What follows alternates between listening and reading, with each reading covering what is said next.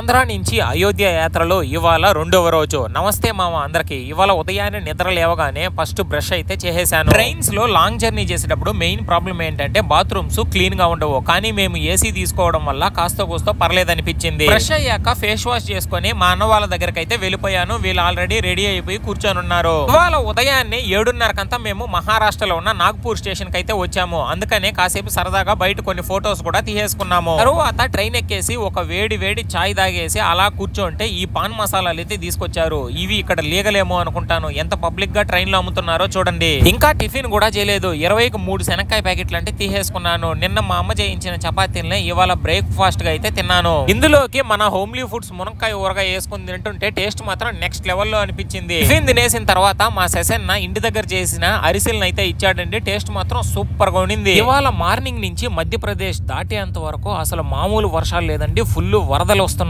Early morning నుంచి మధ్యాహ్నం వరకు ట్రైన్ జర్నీ మొత్తం కంప్లీట్ గా భారీ వర్షాల్లోనే సాగింది. ఇక మధ్యాహ్నానికి ఇంటి దగ్గర నుంచి తీసుకొచ్చిన పులిహోర ప్యాకెట్లు ఓపెన్ చేసుకుని తినేసి హ్యాపీగా ఈ డే అయితే కంప్లీట్ చేసేసాము. మన అయోధ్య యాత్ర రెగ్యులర్ అప్డేట్స్ కోసం మన ఛానల్ అయితే తప్పకుండా ఫాలో అయిపోండి.